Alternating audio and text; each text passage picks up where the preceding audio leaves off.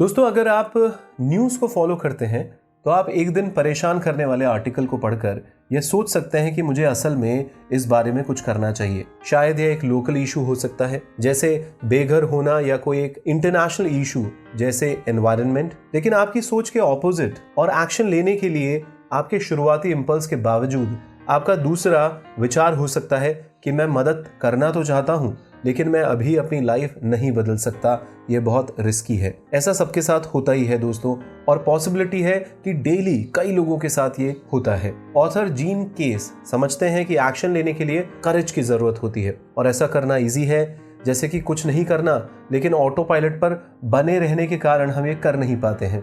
लेकिन इन दिनों हमें साहसी लोगों की जरूरत है जो दुनिया को एक बेटर प्लेस बनाना चाहते हैं। केस के अकॉर्डिंग फेयरलेस होने के लिए 5 प्रिंसिपल होते हैं। एक, बिग बेट खेले। दूसरा, बोल्ड रिस्क लेने वाला। तीसरा, फेलियर से सीखना। चौथा, अपने दुनिया के परे जाना। और पांचवा, अर्जेंसी को डर पर विजय प्राप्त करने देना। तो दोस्तों, हम इन प्रिंसिपल्स के एक्शन के कुछ एग्जाम्पल्स पर नजर डालेंगे और उम्मीद करते हैं कि आगे बढ़ने के लिए आपके अंदर के गेम चेंजर को एम्पावर करके आगे तक हम आपको बढ़ा पाएंगे। बिग चेंज के पीछे यूजुअली एक बिग बेट होती है। 1960 के दशक की शुरुआत में कोई भी यह नहीं जानता था कि पहला इंसान मून पर कैसे कदम रख सकता था, लेकिन भले ही उस रास्ते में बहुत सी रुकावटें थीं, जिसमें इस छोटे से फैक्ट को शामिल किया गया था कि टेक्नोलॉजी का अभी तक इन्वेंशन नहीं किया गया था। US president John F Kennedy ने नेशनल टीवी पर दुनिया को एक बोल्ड प्रॉमिस किया कि अगले दशक तक एस्ट्रोनॉमिकल फीट पूरी कंप्लीट हो जाएगी। ऑथर इस तरीके के आइडिया को बिग बेट बनाने के तौर पर रेफर करते हैं, और ये एक फियरलेस पर्सन जो कि दुनिया में एक चेंज लाता है, उसके पीछे का फर्स्ट प्रिंसिपल है दोस्तों। बिग बेट एक तरीके का ब्रेव प्लान होता है जो कॉमन अजम्पशंस को बताता है और लोगों का ध्यान खींचता है, जिस तरह से JFK ने 1961 में किया था। ब्रेव एंटरप्रेन्योर एलन मस्क ने 2030 तक हमें मार्स पर पहुंचने का एक बिग बेट तैयार किया है, और जब यह इलेक्ट्रिक कार कंपनी टेस्ला के CEO थे, उन्होंने यहाँ अर्थ में ट्रैवल करने के रिवॉल्यूशनाइजिंग तरीकों पर बेट लगाया था दोस्तों।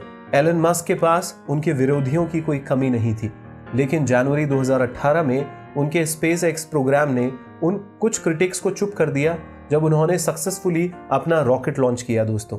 अब स्पेस ट्रैवल एक अलग बात है, लेकिन बैलून पावर्ड इंटरनेट ब्राउजिंग कैसे होती है दोस्तों? एस्ट्रो टेलर के अनुसार गूगल के द्वारा बनाई गई और इनोवेटर की निगरानी में एक डेवलपमेंट लैब एक्स में एक बैलून पावर्ड इंटरनेट अब तक का सबसे क्रेजीएस्ट प्रोजेक्ट था। 2017 में हरिकेन मारिया के बाद प्यूरेटो रिको को ऑनलाइन वापस लाने में मदद करना इसकी एक सक्सेस थी दोस्तों। लेकिन बिग बेट बनाने के लिए आपको रॉकेट साइंटिस्ट होने की जरूरत नहीं है। असल में आप इस समय लाइफ में कहीं भी हो, इस तरीके का एक बेट आप बना सकते हैं दोस्तों, चाहे आप लाइफ में कहीं पे भी हो। उदाहरण के लिए रेशल सुमैक को ही ले लीजिए, जो UCLA में सिर्फ एक नॉर्मल स्टूडेंट थी। जब 2010 में उसने खुद को एकमात्र ऐसा पर्सन पाया जिसने अपने फेलो स्टूडेंट्स की मदद करने के लिए एक फूड ड्राइव तैयार किया जो डिसेंट मील अफोर्ड नहीं कर सकते थे उनके लिए। यह इस बात का सिर्फ एक साइन था कि स्टूडेंट्स की भूख के इश्यूज को कैसे अंडर अप्रिशिएटेड किया गया था। इस फैक्ट के बावजूद कि कुछ स्टेट्स में हर 4 में से 1 कॉलेज के स्टूडेंट्स को एक बार फूड बैंक को विजिट करना पड़ता है, और वो ग्रोसरी खरीदने में भी कैपेबल नहीं थे। सुमेक ने बिग बेट बनाया कि वह लॉन्ग टाइम से चली आ रही इस प्रॉब्लम को बदल सकती थी, और उसने स्वाइप आउट हंगर नामक एक ऑर्गेनाइजेशन शुरू किया जो दूसरे स्टूडेंट्स को अपने अनयूज्ड फूड कार्ड की मनी को डोनेट करने देता था। आखिरकार उसके एफर्ट्स ने बराक ओबामा का ध्यान खींचा, और अब वह 1.3 मिलियन से ज्यादा फूड डिलीवर करते हुए 30 से ज्यादा कैंपसेस में फैल गया है। यह एक अच्छा चांस है कि आप किसी पॉइंट पर किसी के द्वारा डिसअप्रूव्ड किए जाने से फ्रस्ट्रेटेड हो जाते हैं, जब वो आपसे सिर्फ यही कहता है कि यह ऐसा ही होता है। बहुत सारे लोग चीजों को उस तरीके से देखते हैं जिस तरीके से वे हैं। ज्यादातर लोग नहीं कहते हुए पाए जाते कि ये अलग तरीके से मत करो यार, ये ऐसे होता है, इसको ऐसे ही चलने दो, और इसी कारण उनमें कुछ भी बदलने की कोशिश करने का कोई फायदा ही नहीं होता। लेकिन फिर भी दोस्तों, दुनिया में ऐसे फियरलेस लोग भी होते हैं जो इन कॉमन अजम्पशंस को हटाते हैं और हमें दिखाते हैं कि बेहतरी के लिए चीजें बदल सकती हैं। ऐसे 2 लोग हैं, डेविड गिलबोआ और नील ब्लूमेंथल। एक दिन गिलबोआ को अपने चश्मे को बदलने की जरूरत थी और वो इस बात से डिस्टर्ब था कि एक नई जोड़ी उसे लगभग $700 की पड़ेगी। उसने फील किया कि बिना बैंक लूटे डिसेंट स्पेक्स पाने का कोई और तरीका तो होना ही चाहिए। ज़्यादातर लोगों ने सिर्फ यह मान लिया कि चश्मा पाने का एक प्रोसेस होता है जिसमें एक आई एग्जाम, लेंस और फ्रेम पर सैकड़ों डॉलर खर्च करने के लिए एक शॉप पर जाना होता है। यह एक फिक्स्ड प्रोसेस होता था, लेकिन ब्लूमेंथल विजन स्प्रिंग नाम की एक ऑर्गेनाइजेशन के साथ काम करता था जो डेवलपिंग कंट्रीज में लोगों के साथ काम करती थी, आंखों के चेकअप करने और चश्मा बेचने वाली शॉप्स को चलाने के लिए ट्रेनिंग देती थी, जो एक दिन में $4 का चार्ज करती थी, जिसे लोग अफोर्ड कर सकते थे। तो यहाँ पर एक लेस एक्सपेंसिव तरीका था और ये साबित करने के लिए ब्लूमेंथल और गिल्बोआ को वॉरबाय पार्कर को लॉन्च करने के लिए सिर्फ $2,500 सीड मनी ही चाहिए थी। यह एक ऑनलाइन सर्विस थी जिसने सिर्फ $95 पेयर की कीमत वाले चश्मों का स्टाइलिश कलेक्शन ऑफर किया। रिस्पॉन्स ने साबित कर दिया दोस्तों कि आप रियल में ऑनलाइन चश्मे बेच सकते हैं। उनकी पूरी एंटायर इन्वेंटरी पहले महीने के भीतर बिक रही थी और जल्द ही 20,000 कस्टमर्स की वेटिंग लिस्ट बन गई थी। इन दिनों वॉरबाय पार्कर की कीमत $1.75 बिलियन है दोस्तों, जिसमें दर्जनों स्टोर्स हैं और लगभग 1,400 एम्प्लॉयज भी काम करते हैं। तो क्वेश्चनिंग अजम्पशंस के साथ बिग बेट आपको कॉर्नर में झांकने में भी मदद कर सकता है और आप देख सकते हैं कि फ्यूचर में क्या है। 1990 के दशक में ऐसे लोग थे जो इस बात को नहीं समझ पा रहे थे कि उन्हें अपने बिजनेसेस के लिए एक वेबसाइट बनाने की जरूरत क्यों है, यहाँ तक कि ईमेल अकाउंट की भी क्यों जरूरत है। आजकल इंटरनेट के बिना कुछ पाना पॉसिबल नहीं है दोस्तों।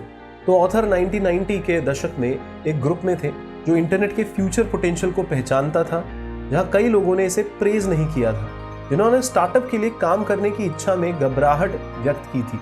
तो वही स्टार्टअप एक दिन अमेरिका को ऑनलाइन में बदल देगा दोस्तों, उन्होंने सोचा ही नहीं था। दोस्तों, आप शायद अपने कंफर्ट जोन में रहना पसंद करते हैं, राइट? कौन नहीं करता दोस्तों, सब लोग ही करते हैं। लेकिन जबकि आप उस जोन में अच्छा काम करने में कैपेबल हो सकते हैं, फिर भी असलियत यह होती है कि आप आराम से रहते हुए अमेजिंग और गेम चेंजिंग काम नहीं कर सकते। दुनिया को बदलने के लिए आपको अनकंफर्टेबल होने की जरूरत होती है, जो हमें फियरलेस होने के सेकंड प्रिंसिपल की ओर ले जाता है, यानी बोल्ड बनो और चांसेस लो। तो इमेजिन करिए दोस्तों कि क्या कोई प्रोसेस बन पाता या नहीं बनता अगर लोग कंफर्टेबल के ही फेवर में होते, या उन सभी एक्साइटिंग चीजों के बारे में आपका क्या विचार है जो हम पूरा नहीं कर पाते अगर हम सिर्फ अपनी कंफर्ट जोन में ही बने रहते? क्या ये बोरिंग सा नहीं लगता दोस्तों, है ना? कई वुमेन और माइनॉरिटीज अपने वर्क प्लेस में खुद को अलग पाकर डिस्कम्फर्ट फील कर सकती हैं। यहाँ अलग होने में सिर्फ अनईजीनेस ही नहीं दिखती दोस्तों, यहाँ पर इस फीलिंग का प्रेशर भी है। आपका काम एक पूरे जेंडर या एथनिसिटी को रिप्रेजेंट करेगा। जबकि ऑथर नेशनल ज्योग्राफिक सोसाइटी की फर्स्ट फीमेल होने के लिए ग्रेटफुल फील करती है, वह एलिजा स्किडमोर की भी आभारी है, जो 1892 में सोसाइटी की फर्स्ट फीमेल बोर्ड मेंबर थी। स्किडमोर कई मायनों में रिमार्केबल थी और यह इस फैक्ट की वजह से था कि वह एक ऐसी लाइफ जीती थी जिसमें एक ट्रेल ब्लेजर होने के लिए इनबॉर्न रिस्क टेकर होना पड़ता था। 19 साल की उम्र में वह ओबरलीन कॉलेज की फर्स्ट ग्रेजुएटिंग क्लास का हिस्सा थी, जिसमें वुमेन अलाउड थी। वहां से उन्होंने ER स्किडमोर के नाम के अंडर एक पॉपुलर न्यूज़पेपर कॉलम लिखा, जिससे उन्हें ट्रैवल करने और अपने ड्रीम को पूरा करने के लिए इनफ मनी मिली दोस्तों। 1885 में वह अलास्का में एक स्ट्रीम शिप में सवार हो गई, जो कि अलास्का के US का हिस्सा बनने से 75 साल पहले का किस्सा है दोस्तों। वहां पहुंचने के बाद उसने इस एरिया की फर्स्ट ट्रैवल गाइड लिखी, जो असल में बहुत डेयरिंग था। इसने स्किडमोर को नेशनल ज्योग्राफिक मैगजीन की फर्स्ट फीमेल राइटर और फोटोग्राफर बना दिया, एक रोल जो उसे इंडिया, चाइना, इंडोनेशिया, रशिया और कोरिया सहित दूर दराज की जमीनों पर लेके चला गया दोस्तों। तो 19वीं सदी के एंड में 2 बच्चों की एक सिंगल मदर के रूप में कोई केवल इमेजिन ही कर सकता था कि ऐसी ट्रिप्स कितनी डिफिकल्ट और रिस्की रही होगी, जैसे कि स्किडमोर ने कर दिखाया था। लेकिन उसे दुनिया बदलने की चाह थी और उसने एक्सेप्ट किया इस तरीके के रिस्क और डिस्कम्फर्ट्स इसका हिस्सा होते ही हैं। एलिजा स्किडमोर जैसे ट्रेल ब्लेजर्स के बारे में जानना जरूरी है, क्योंकि उन्होंने जो काम किए और जो दरवाजे खोले वह आज आपके लिए इजी लग सकते हैं। जबकि दुनिया को बदलना पार्क में चलने जैसा नहीं होता दोस्तों। इसका मतलब यह नहीं है कि आपको हर बार स्क्रैच से शुरू करना होगा और व्हील को हर बार फिर से रीइन्वेंट करना होगा। यहाँ तक कि थॉमस एडिसन जैसे एक इन्वेंटर आगे आने वाली बातों से बिल्कुल अवेयर थे और एग्जिस्टिंग रिसोर्सेज को भी यूज कर रहे थे। लोग एडिसन को एक जीनियस मानते हैं, एक ऐसा जीनियस जो कई बार सो कॉल्ड यूरेका मूवमेंट से लगातार स्ट्रक होते जाते थे। जैसे लाइट बल्ब जैसा आइडिया प्योरली उनके ब्रिलियंट माइंड का ही एक कमाल था, लेकिन यहां तक कि एडिसन भी खुद को एक more of a sponge than an inventor मानते थे। इसी वजह से वह दूसरों के बनाए एडवांस से हाईली अवेयर थे और ये जानने के इच्छुक थे कि कैसे इन एडवांस को और बेटर बनाया जा सके। इसका और एक जीता जागता उदाहरण है जस्टिन क्नॉफ, एक 5th जनरेशन फार्मर जिसने फार्मिंग में नो टिलिंग अप्रोच सीखी। सॉइल इरोजन और टॉप सॉइल का उड़ जाना जैसे इश्यूज आज तक प्रॉब्लम बने हुए हैं दोस्तों। उन दिनों ऐसा कोई भी नो टिलिंग का तरीका नहीं था जो फार्मर्स को उनके खेतों की मिट्टी को उखड़ने से, उड़ने से, बहने से बचा सके। जब नॉफ ने अपने स्कूल में इस टॉपिक के बारे में सुना था तो उन्हें इसके सॉल्यूशन का आइडिया आया, कैसे सॉइल के नेचुरल न्यूट्रिएंट्स को ज़्यादा से ज़्यादा बनाए रखा जाना चाहिए। और जल्द ही जब उन्होंने इसे स्टार्ट किया और उनको अमेजिंग रिजल्ट मिले दोस्तों, और उसकी फसल भी पहले से ज्यादा बड़ी और लंबी होने लगी। नॉफ अपने सीखे हुए ज्ञान को शेयर करना चाहते थे और अब उनको full blown no tilling movement के एक लीडर के रूप में जाना जाता है दोस्तों। तो दोस्तों, जो आप करते हैं उसके तरीकों को बदलना एक रिस्की प्रपोजिशन होता है, लेकिन अगर आप रिग्रेट यानी पछतावे से बचना चाहते हैं तो आपको इन बोल्ड चांसेस को उठाना पड़ेगा। लोगों की आगे की लाइफ में आने वाले कॉमन रिग्रेट्स इस वजह से नहीं आते हैं अगर उन्होंने अपनी जिंदगी में कुछ रिस्की ऑप्शन चुने होते हैं तब, बल्कि इस वजह से आते हैं कि क्या उन्होंने सेफली अपनी जिंदगी को अप्लाई किया। क्योंकि जो सिक्योरिटी में जीते हैं उनके सपने अधूरे रह जाते हैं, और कहा जाता है ना दोस्तों, ज्यादातर अधूरे सपने शमशान घाट पे पाए जाते हैं। तो क्या आपके साथ भी आप ऐसा ही करना चाहते हैं? नहीं तो बोल्ड चांसेस लीजिए दोस्तों। जरा देखिए कि कोडैक के साथ क्या हुआ था। 2000 से पहले तक ये कंपनी लगभग 70% की मार्केट हिस्सेदारी के साथ कैमरा फिल्म की लीडर थी। जब उन्हें डिजिटल फिल्म के साथ जाने या उनके मौजूदा स्टेटस पर ही बने रहने का डिसीजन लेना था तो उन्होंने अपने स्टेटस पर बने रहने को ही चुना। 2003 तक डिजिटल कैमरा की सेल्स ने फिल्म कैमरास को पीछे छोड़ दिया था दोस्तों, और 2012 में कोडैक दिवालिया हो गई थी। यहाँ यह सीख क्लियर है कि जब तक आप लाइफ में रिग्रेट नहीं होना चाहते तब तक आपको रिस्क उठाने ही होंगे दोस्तों। अपनी फेलियर को अपना सबक बनाओ और बड़ी पिक्चर को अपनी नजरों के सामने बनाकर रखिए दोस्तों। कई लोग प्रोजेक्ट के फेल हो जाने पर भी मातम नहीं करते हैं, और आपने शायद देखा भी होगा कि कैसे बड़े गेम चेंजर फेलियर को एक अच्छी चीज की तरह लेते हैं। वे जानते हैं कि हर सक्सेस के पीछे कहीं ना कहीं फेलियर छिपी रहती है, क्योंकि यह भी उस प्रोसेस का एक इंटीग्रल पार्ट ही है। इसी वजह से थर्ड प्रिंसिपल यह कहता है दोस्तों कि फियरलेस होने के लिए अपनी फेलियर को इंपॉर्टेंस दीजिए। हाँ दोस्तों, अपने फेलियर को इंपॉर्टेंस देना बेहद जरूरी है। तो स्टार्टर्स के लिए जब आपका फेलियर के प्रति एक हेल्दी एटीट्यूड रहेगा तो आप बहुत कुछ सीख पाएंगे दोस्तों। IBM के फाउंडर के तौर पर थॉमस जे वॉटसन ने एक बार एडवाइस दी थी कि अगर आप सच में सक्सीड होना चाहते हैं तो आपको दुगनी रेट से फेल होना चाहिए, जल्दी फेल होना चाहिए, फेल फास्ट। तो फॉर एग्जाम्पल, ऑथर के केस फाउंडेशन में जो कि बोल्ड इनोवेटिव प्रोजेक्ट्स को फंड देता है, उसमें फेलियर का साइन एक वार्निंग की तरह होता था कि प्रोजेक्ट्स इनोवेटिव नहीं है। आखिरकार जब हर प्रोजेक्ट खुद को अपनी लिमिट के बाहर जाके पुश करते हैं तो उनकी फेलियर रेट अच्छी खासी बड़ी होती है दोस्तों। और एक्स लैब के साइंटिस्ट एस्ट्रो टेलर याद है दोस्तों आपको? उन्होंने फेलियर को ऐसे ही टॉलरेट नहीं किया, वह उसे एक्सपेक्ट भी कर रहे थे। टेलर ने एक टेड टॉक दिया था, the unexpected benefit of celebrating failure, और उसमें एक्सप्लेन किया था कि कैसे एक्स में उन्होंने अपने सेंट्रल डाउट को गलत साबित करके एक्टिवली अपने प्रोजेक्ट को साकार किया। अगर आप ऐसा नहीं कर सकते तो आप जान जाएंगे दोस्तों कि वहां एक बेटर चांस है कि आपको एक ब्रिलियंट आइडिया आएगा। फेलियर को एक्सेप्ट करने की दूसरी की ये होती है दोस्तों कि प्रोसेस का एक पार्ट होने की वजह से आपकी नजरें हमेशा बड़ी पिक्चर यानी गोल पर ही होनी चाहिए। एक पर्सन जो इस प्लैनेट में सबसे सक्सेसफुल लोगों में से अलग ही दिखाई देता है वो है वॉरेन बफे। एक बढ़िया इन्फ्लुएंशियल इन्वेस्टर के तौर पर बफे अपने बिजनेस को एक लॉन्ग रन की फिलॉसफी की नजर से देखते हैं। वह किसी जील या ट्रेंड्स पर अटेंशन नहीं देते, इसके बजाय वह बिजनेस के लॉन्ग टर्म पोटेंशियल की तरफ अट्रैक्ट होते हैं। इंटरेस्टिंगली, साफ तौर पर देखा जाए तो बफे खुद को एक लेट ब्लूमर की तरह से लेते थे। उनके भाग्य का सितारा उनके 50th बर्थडे के बाद चमका, और उनके 83rd और 87th बर्थडे के बीच उन्होंने इतनी ज्यादा मनी अर्न की जितनी कि उन्होंने अपने फर्स्ट 60 ईयर्स में भी अर्न नहीं की थी दोस्तों। तो जैसे कि एल्बर्ट आइंस्टीन ने एक बार कहा था, failure is success in progress.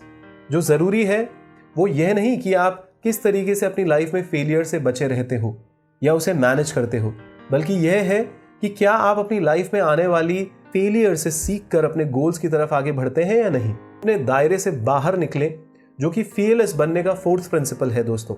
सबसे पहले अपने दायरे से परे जाने का यह मतलब है कि आप यह समझ पाते हैं कि बाहर क्या चल रहा है और कैसे लाइफ के अंधेरों को दूर किया जाए और दिक्कतों से निपटा जाए।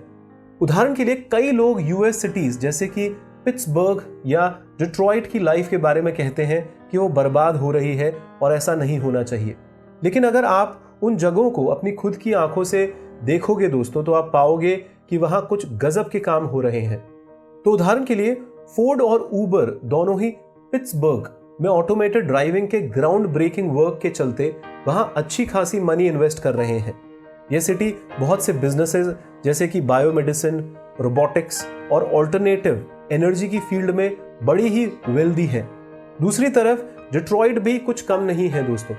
पब्लिक और प्राइवेट इंडस्ट्रीज की एक्साइटिंग पार्टनरशिप के चलते यह सिटी इकोनॉमिकली बहुत फल फूल गई है।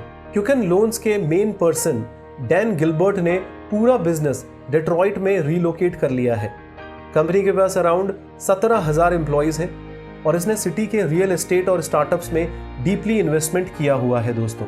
अपने दायरे से बाहर देखना आपके फ्यूचर के लिए एक परफेक्ट और यहां तक कि एक अनयूजुअल पार्टनरशिप पाने का सिर्फ अकेला एक ही रास्ता है। उदाहरण के लिए 2010 में नासा और लीगो ने एक ऐसी पार्टनरशिप बनाई जिसमें इंटरनेशनल स्पेस स्टेशन में लीगो सेट्स यूज किए गए, जबकि एस्ट्रोनॉट्स के साथ स्टूडेंट्स और टीचर्स को क्लासरूम्स में एक स्पेशली डिजाइन सिलेबस के जरिए से इंटरैक्ट किया गया। इस पार्टनरशिप का थैंक्स की, जिसकी वजह से स्टूडेंट्स को ऐसी क्लासेस के जरिए से एस्ट्रोनॉमी में करियर बनाने की इंस्पिरेशन मिलेगी, जो कि एग्जैक्टली नासा उम्मीद कर रहा था। 2014 में इसका एक और परफेक्ट उदाहरण देखा गया जब इबोला वेस्ट अफ्रीका में तबाही मचा रहा था। उसी वक्त जो हैजमेट सूट्स थे उनमें खामी पाई गई थी दोस्तों।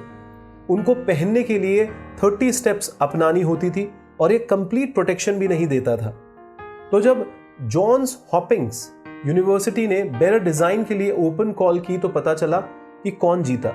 एक सीमस्ट्रेस यानी कि एक सिलाई करने वाली लेडी जो वेडिंग ड्रेस सिलने में एक्सपर्ट थी।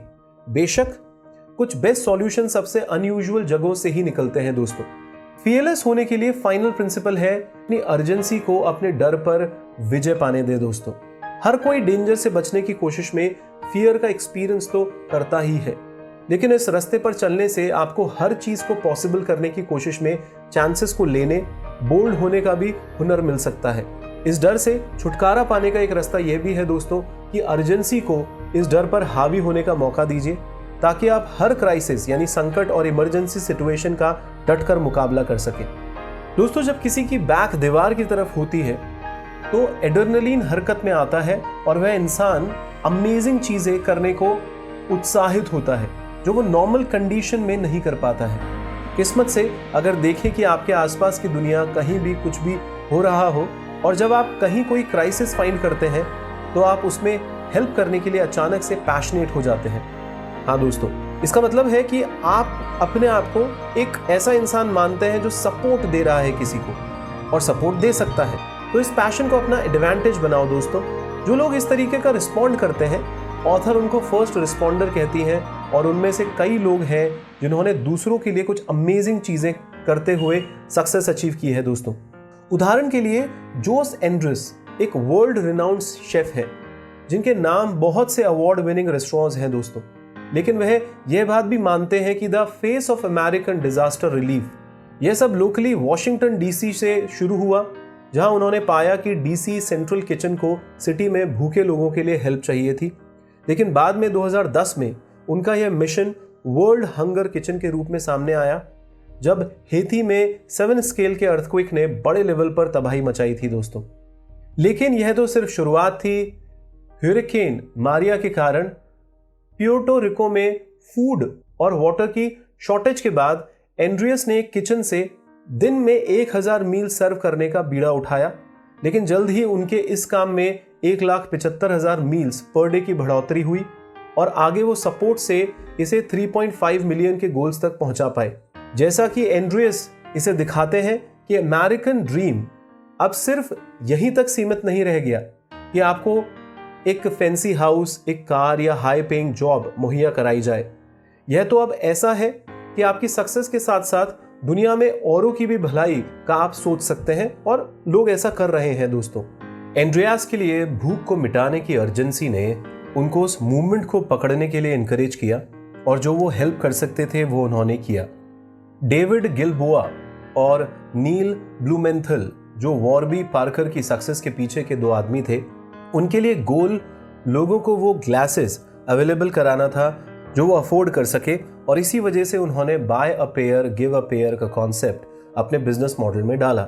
सिर्फ इतना ही नहीं, उन्होंने डेवलपिंग कंट्रीज में लगभग 4 मिलियन ग्लासेस के पेयर्स डिस्ट्रीब्यूट किए दोस्तों। Just do it.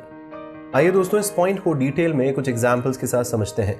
आपको भी किसी ना किसी से कभी कभार इम्पल्सिव एडवाइस मिली ही होगी और आपको ये कहा गया होगा कि अपना काम सही ढंग से करो। प्रॉब्लम यह है दोस्तों कि जितना ही आप इसके बारे में सोचते रहते हो, उतना ही कंफ्यूजन और एग्जॉशन के चक्कर में आप पैरालाइज्ड होकर खत्म हो जाते हैं। इसी वजह से लोगों को अपने एक्शंस में अर्जेंसी को इंपॉर्टेंस देनी चाहिए। अगर कोई कॉज आपको अपने पैशन के लिए इंस्पायर करता है तो उसका बहुत अच्छा रिजल्ट्स आपको मिलेगा। बेशक शुरुआत में आपको डील करते वक्त कई इश्यूज का सामना करना होगा, लेकिन कुछ देर के बाद आप खुद अपने आप को हैंडल कर पाएंगे।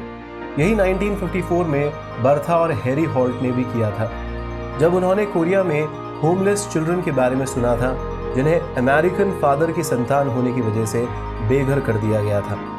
इमीडिएटली उन्होंने 8 बच्चों की हेल्प के लिए उनको अडॉप्ट करने का सोचा। अगर वे सभी प्रोसेस के पीछे जाते तो उनको कई लीगल प्रॉब्लम्स को फेस करना होता, लेकिन बजाय खुद को रोकने के उन्होंने कांग्रेस से अपील की और 1955 में होल्ट्स लॉ पास करवाया। इससे उन बच्चों को उनकी फैमिली मिलने में कोई परेशानी नहीं हुई दोस्तों। फिर बाद में हॉल्ट ने सेल्वेशन आर्मी के जरिए से एक अडॉप्शन एजेंसी सेट की जो चिल्ड्रन को एक सेफ होम दे सके और सियोल में उनको रहने के लिए एक सेफ रेजिडेंशियल फैसिलिटी भी बनवाई।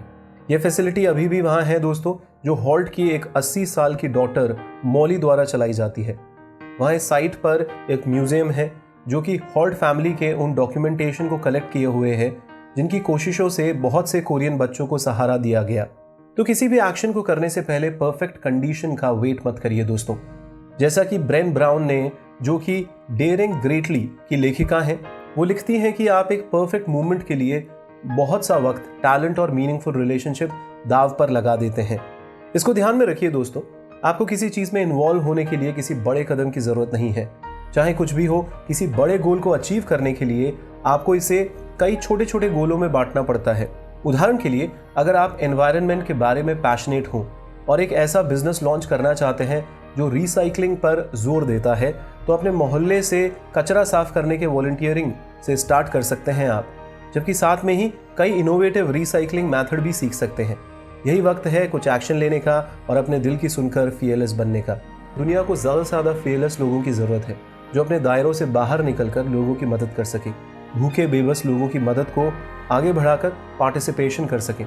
इन चीज़ों को पॉसिबल बनाने के लिए फियरलेसनेस की ज़रूरत है, क्योंकि हर ग्राउंड ब्रेकिंग आइडिया रिस्क उठाने की प्रायोरिटी मांगता है और फेलियर से सीख कर अपने कंफर्ट जोन से बाहर निकलने की ज़रूरत पेश करता है। धन्यवाद दोस्तों।